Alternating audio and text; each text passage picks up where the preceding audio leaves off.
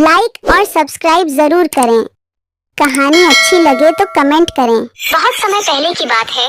कासगंज नामक एक सुंदर सा गांव हुआ करता था। उस गांव में एक लकड़हारा रहता था जिसका नाम रामू था। रामू बहुत ही ईमानदार और मेहनती था। वह हमेशा अपने काम से खुश रहता था। उसके पास ज्यादा पैसे नहीं थे, लेकिन वह अपनी जिंदगी से संतुष्ट था। रामू के परिवार में उसकी पत्नी और उसके 2 बच्चे थे।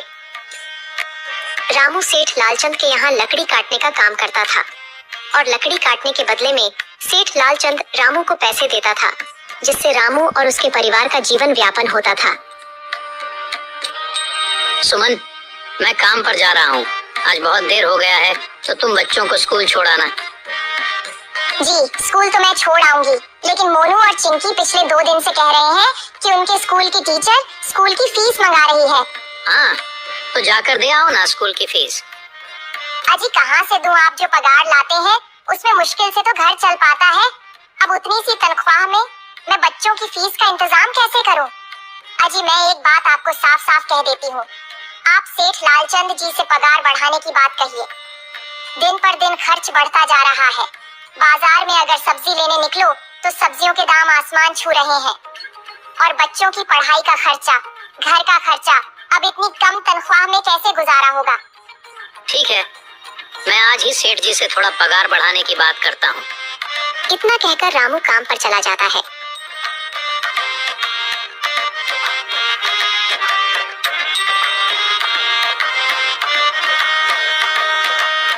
अरे भाई, आज तो पगार का दिन है। देखो, अब यह सेठ लालचंद कोई ना कोई लोचा जरूर करेगा। हमेशा कोई ना कोई बहाना बनाकर पगार कम कर देता है।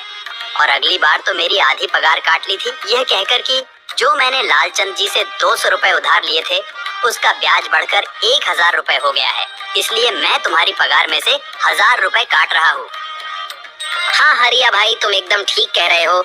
ये सेठ लालचंद ना एक नंबर का चालाक और लालची इंसान है। एक तो दुगुना काम ले लेता है और बदले में पैसे भी पूरे नहीं देता। हाँ भाई, मेरे भी अगली बार सेठ लालचंद ने पगार काट लिए थे।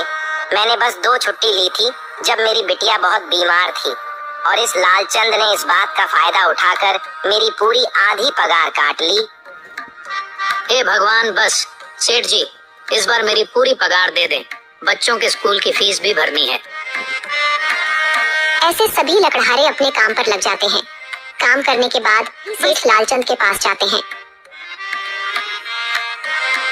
सेठ जी, महीना पूरा हो गया है, हमें हमारी तनख्वाह दे दीजिए। देखो भाइयों, अभी मेरे पास तुम्हें देने के लिए पैसे नहीं है। अभी माल नहीं बिका है, सारा माल गोदाम में ही पड़ा हुआ है। कल या परसों तक तुम्हें तुम्हारी तनख्वाह मिल जाएगी। और सेठ जी, अभी हमारे पास बिल्कुल पैसे नहीं बचे हैं। घर का भी सामान लाना है, बच्चों की फीस भरनी है।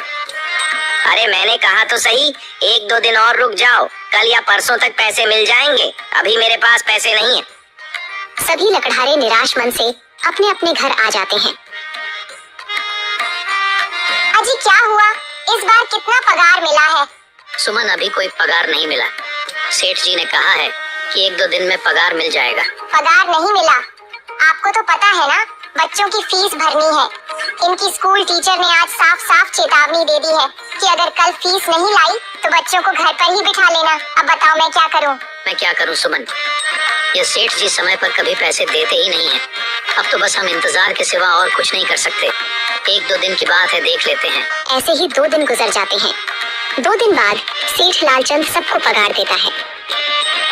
अरे हरिया, ये ले अपनी इस महीने की पगार। सेठ जी, यह तो बस 2000 है। मैंने तो इस महीने 3000 तक का काम किया है। हाँ, काम तो किया है, लेकिन तूने 1-1 घंटे आराम भी तो किया है। ये पैसे उसी आराम के काटे हैं। पर सेठ जी, आपने तो कहा था 8 घंटे काम के महीने में 3000 मिलेंगे, और मैंने तो 8 घंटे काम किया और 1 घंटे आराम। देख हरिया, मुझे ज्यादा हिसाब किताब ना समझा। ये 2000 रख, अगर चाहिए तो, और अगर नहीं चाहिए तो कहीं और काम ढूंढ ले। बेचारे हरिया के पास उन पैसे को लेने के सिवाय और कोई रास्ता नहीं था। हरिया चुपचाप वह पैसे रख लेता है। रामू, ये लो तुम्हारे 2500 रुपए। पर सेठ जी, 2,500 क्यों, मेरे तो पूरे 3,000 बनते हैं ना। मैंने तो कोई छुट्टी भी नहीं की और ना ही कोई आराम। मैंने तो अपना सारा काम समय पर किया है। हाँ, समय पर तो किया है, पर इस समय बाजार में लकड़ियों का दाम काफी सस्ता हो गया है। इस वजह से अभी तुम्हें भी पगार कम ही मिलेगी जब तक लकड़ियों का दाम नहीं बढ़ता। पर सेठ जी, बात तो 3,000 की हुई थी ना, अब 2,500 में मैं कैसे घर चलाऊंगा? बच्चों की स्कूल की फीस भी भरनी है सेठ जी। इस बार आप पूरे पैसे दे दीजिए। 2,500 ही मिलेंगे तुझे। यहाँ काम करना है तो कर, वरना कहीं और काम ढूंढ ले। बेचारे हरिया के पास उन पैसे को लेने के सिवाय और कोई रास्ता नहीं था।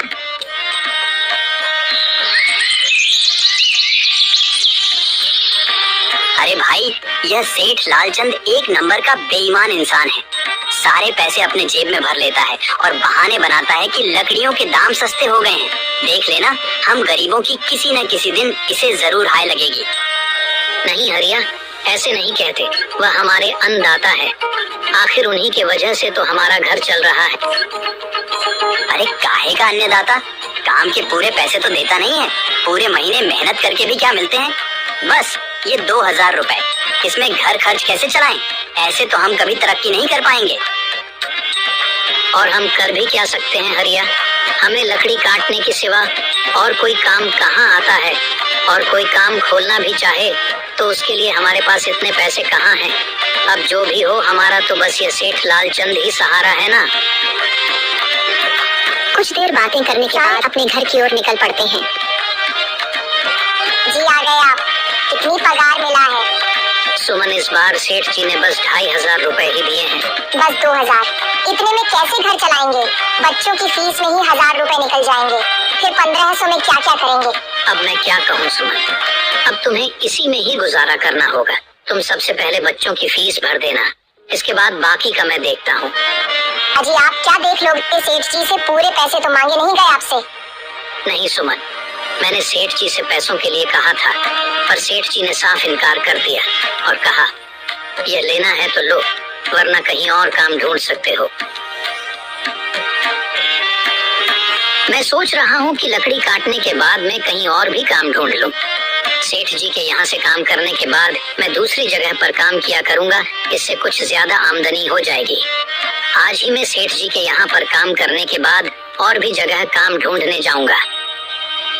इतना कहकर रामू काम पर निकल जाता है और जैसा कि रामू ने कहा था, वह लालचंद के यहाँ काम करने के बाद काम की तलाश में निकल जाता है। रामू पूरे गांव में काम ढूंढता है, दुकानों दुकानों पर जाकर लोगों से काम मांगता है, मगर हर जगह रामू को केवल निराशा ही हाथ लगती है। अंत में थक हार कर रामू वापस जाने लगता है। तभी वह देखता है कि अचानक बहुत सारे भैंसों का झुंड उसकी तरफ दौड़े आ रहा है। यह देखकर रामू बहुत डर जाता है। वह इधर उधर देखता है तो उसे एक गुफा दिखती है और वह गुफा में जाकर छुप जाता है। जब भैंसों का झुंड वहां से निकल जाता है, तब रामू की जान में जान आती है। हे भगवान, आज तो बाल बाल बच गया मैं, वरना आज तो मैं इन भैंसों के पैरों तलों तो कुचला ही जाता। पर यह मैं कहाँ आ गया? रामू यह सब सोच ही रहा था कि तभी उसकी नजर गुफा में रखी एक टोकरी पर जाती है। रामू उस टोकरी के पास जाता है। ये कैसी गुफा है? ये कैसी टोकरी यहाँ पड़ी है? इसे मैं घर ले जाता हूँ, सामान रखने के काम आ जाएगी। रामू जैसे ही उस टोकरी को हाथ लगाता है, गुफा में से एक आवाज आती है, रुक जाओ, इसे छूने की कोशिश मत करो। यह आवाज सुनकर रामू एकदम पीछे हट जाता है। तभी गुफा में एक जिन्न प्रकट हो जाता है और वह रामू से कहता है, कौन हो तुम और मेरी गुफा में क्या कर रहे हो? मुझे माफ करना, आप जो भी हो। कुछ भैंसों का झुंड मेरे पीछे पड़ गया था और उनसे बचने के लिए मैं इस गुफा में आकर छिप गया और फिर मेरी नजर इस टोकरी पर गई। माफ कीजिए, मुझे लगा यहाँ कोई नहीं है तो यह टोकरी किसी की नहीं होगी, इसलिए मैंने इसे छुआ। रामू, तुम्हें डरने की जरूरत नहीं है। मैं तुम्हारे बारे में सब जानता हूँ। मेरी नजर एक बार भी जिस पर पड़ जाती है, मैं उसका इतिहास अपनी खुली आंखों से देख सकता हूँ। पर आप है कौन और आप इतने विचित्र क्यों दिखाई पड़ रहे हैं? आप अपना परिचय दीजिए। कौन है आप? मैं एक जिन हूँ और मैं कई सालों से इस गुफा की रक्षा कर रहा हूँ। यह गुफा मेरे पूर्वजों की है इस गुफा में केवल वही इंसान घुस सकता है जिसका मन बिल्कुल पवित्र हो। अगर तुम अपवित्र होते तो तुम इस गुफा में कभी नहीं घुस पाते। तुम एक सच्चे इंसान हो, इसलिए तुम इस गुफा में घुस पाए और इस टोकरी को छू पाए। अब तुमने इस टोकरी को छुआ है तो यह टोकरी तुम्हारी हुई। नहीं, मुझे ये टोकरी नहीं चाहिए, मैं तो बस देख रहा था। डरो मत रामू, तुम ये टोकरी ले जाओ। ये कोई साधारण टोकरी नहीं है, बल्कि यह जादुई टोकरी है। जादुई टोकरी? क्या ये वही जादुई टोकरी है जिसके बारे में हमारी दादी कहानी सुनाई करती थी कि किसी गांव में एक जादुई टोकरी हुआ करती थी और वह सबकी इच्छाएं पूरी करती थी? हाँ रामू, ये वही जादुई टोकरी है। अब तुम इस टोकरी के मालिक हो। तुम इसके इस्तेमाल से अपनी स्थिति सुधार सकते हो, पर याद रखना, तुम जो भी वस्तु इस टोकरी में एक बार डालोगे वह चीज ही तुम्हें बार बार इस टोकरी में डालनी होगी। इसके अलावा तुम और दूसरी कोई चीज इस टोकरी में नहीं डाल सकते। अगर तुमने ऐसा किया तो इसका परिणाम तुम्हें ही भुगतना होगा। मेरी इस बात को हमेशा ध्यान में रखना और सोच समझकर बिना लालच किए इस टोकरी में वह ही सामान रखना जिसकी तुम्हें जरूरत हो। रामू टोकरी को लेकर घर आ जाता है। सुमन, ये देखो, ये मैं क्या लेकर आया हूँ। क्या लाए हो आप? बस ये एक टोकरी। सबसे पहले ये बताइए, आप तो काम की तलाश में गए थे ना, तो कोई दूसरा काम मिला कि नहीं? नहीं, अरे सुमन, मेरी पूरी बात तो सुनो। ये कोई ऐसी वैसी टोकरी नहीं है, बल्कि ये एक जादुई टोकरी है। रामू सुमन को वह सारी घटना के बारे में बताता है जो उसके साथ हुई। अच्छा, तो आपका कहने का मतलब है कि इस टोकरी में हमें कोई ऐसी चीज डालनी होगी जिसकी हमें सबसे ज्यादा जरूरत हो। हाँ सुमन, हमें सोच समझकर ही इसमें कोई चीज डालनी होगी। रामू थोड़ी देर सोचता है, फिर उसका ध्यान उन लकड़ियों पर जाता है जो एक बार उसने सुमन को रखने को दी थी। सुमन, तुम्हें याद है, एक बार मैं जंगलों में लकड़ियां काटने गया था तो मुझे एक चंदन की लकड़ी मिली थी और वह मैंने तुम्हें लाकर दे दी थी। हाँ, दी तो थी। तो तुम उस लकड़ी को ले आओ। हम उस चंदन की लकड़ी को ही इसमें डालेंगे और उस लकड़ी से अपना एक व्यापार शुरू करेंगे। सुमन चंदन की लकड़ी को ले आती है और उसे टोकरी में डाल देती है। वह जैसे ही चंदन की लकड़ी उस टोकरी में डालते हैं, उसमें कई सारी लकड़ियां आ जाती हैं। अरे वह ये तो चमत्कार ही हो गया। ये देखिए कितनी सारी चंदन की लकड़ियां हो गई। अगर आप इसको बेचेंगे तो इससे काफी अच्छे पैसे मिलेंगे।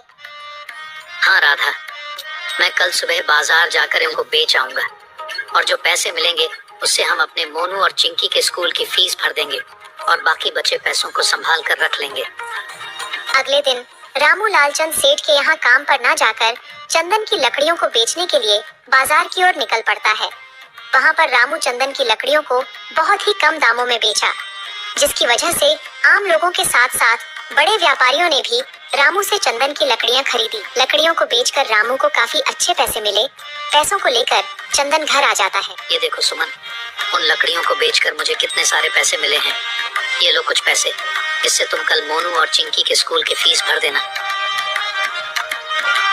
अच्छा, तो मैं काम पर जाता हूँ। अजी आपके पास तो अब यह जादुई टोकरी है, तो अब आपको उस सेठ लालचंद के यहाँ काम करने की क्या जरूरत है?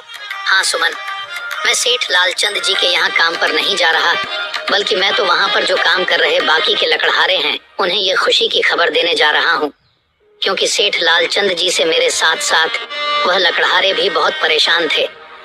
इसलिए अगर मेरा भला हो रहा है तो क्यों ना मैं उन सभी का भला करूं। वह सभी बहुत ईमानदार लकड़हारे हैं, वह सभी बहुत मेहनत से काम करते हैं, मगर लालचंद ने कभी भी उनको उनकी मेहनत के सही पैसे नहीं दिए। इसलिए मैंने सोचा है क्यों ना मैं उनको अपने इस काम में शामिल कर लूं। हाँ जी, बात तो आपकी बिल्कुल सही है।